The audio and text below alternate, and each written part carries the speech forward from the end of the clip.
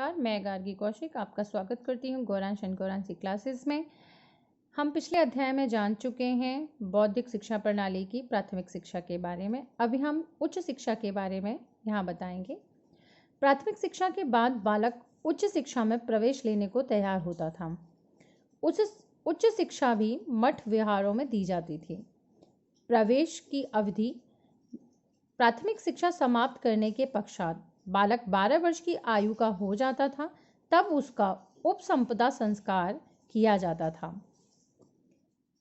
इस पश्चात भिक्षु को संघ का स्थायी सदस्य बनाया जाता था और उसके वस्त्र नारंगी रंग के धारण कराए जाते थे।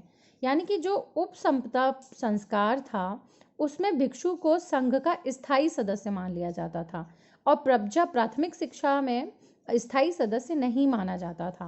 वहाँ पीले वस्त्र धारण कराए जाते थे, यहाँ नारंगी वस्त्र धारण कराए जाते थे। दूसरा, इस संस्कार संघ के 10 भिक्षुओं की उपस्थिति में होता था। इसमें नव शिष्य का आचार्य भी होता था, यानी कि जो शिक्षा प्रज्ञा में लेकर जो शिष्य आया है, नव शिशु जो वहाँ था उसका आचार्य भी उस समय उपस्थित होता था। शिक्षण विधियां, भाषण, प्रवचन और प्रश्नोत्तर। शिक्षण विधियां उस समय जो उच्च शिक्षा में की जाती थी वो भाषण थी, प्रवचन थे, ये प्रश्नोत्तर थे। यानी कि विद्यार्थी को भाषण देने का, प्रश्न पूछने का पूर्ण अधिकार था। बौद्ध शिक्षा में विशेषताएं।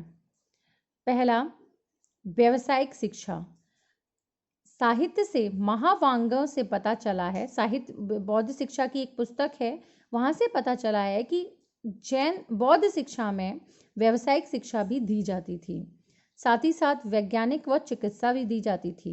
ये पुस्तक है मिलिंदो उपमहा की बौद्ध कला में 19 सिपाओं यानी कि शिल्पों का 19 शिल्पों का वर्णन किया गया है।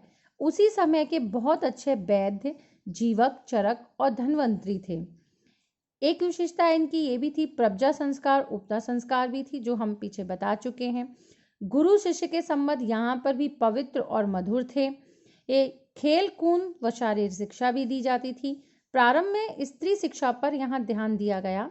आनंद, जो गुरु महात्मा बुद्ध के जो शिष्य थे आनंद, उनके कहने पर, वो बहुत ही प्रिय शिष्य थे आनंद, उनके कहने पर स्त्री शिक्षा को आरंभ करने का सौभाग्य प्राप्त हुआ। तो सबसे पहली जो इनकी भिक्षुणी बनी थी वो गौतमी, फिर सुब्बा, अनुपमा, संघमित्रा, चन्नम्मा, आम्रपाली आदि स्त्रियों का वर्णन भी देखने को मिलता है। लोक भाषा को प्रोत्साहन भी मिला। वहाँ पर मठ में, संघ में है और बिहारों में सभी जन भाषाओं को ध्यान में रखते हुए प्रवचन, भाषण और प्रश्नोत्तर किए जाते थे। ठीक है। जनतांत्रिक शिक्षा थी, वहाँ जनसाधारण लोगों के लिए भी शिक्षा के द्वार खुले हुए थे, सभी लोग पढ़ने आते थे। बौद्ध शिक्षा के नियमों के साथ साथ वैदिक शिक्षा भी दी जाती थी, यानी कि बौद्ध शिक्षा भी दी जाती थी। बौद्ध शिक्षा पाली में दी जाती थी, ठीक है, और वैदिक शिक्षा यहाँ संस्कृत में दी जाती थी। यानी कि सभी भाषाओं को क्या कर रखा था इन्होंने, अपना विषय वस्तु बना रखा था। शिक्षण की विधियां भाषण, प्रवचन, प्रश्नोत्तर थी। अब शिक्षा में दोष, बौद्ध जैसे वैदिक शिक्षा में कुछ दोष आ गए थे, उसी प्रकार से बौद्ध शिक्षा में भी कुछ दोष आ गए थे। धर्म का पतन होने लगा। धीरे धीरे जब कोई धर्म उत्कृष्ट हो जाता है, उच्चता पर चला जाता है, तो उसमें कुछ बुराइयां अपने आप आ जाती हैं और उसी के कारण धर्म पतन की ओर जाने लगा।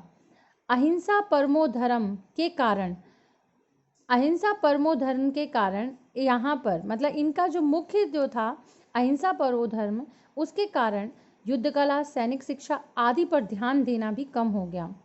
लौकिक जीवन की उपेक्षा, ये ईश्वर सत्ता को नहीं मानते थे, इस कारण लौकिक जीवन की भी इन्होंने उपेक्षा की। स्त्रियों की शिक्षा में उपेक्षा होने लगी। संघ में स्थायी प्रवेश के साथ ही धीरे धीरे स्त्रियों के प्रवेश के साथ ही धीरे धीरे संघ में अराजकता आने लगी, क्योंकि स्त्रियों का मठ अलग नहीं था।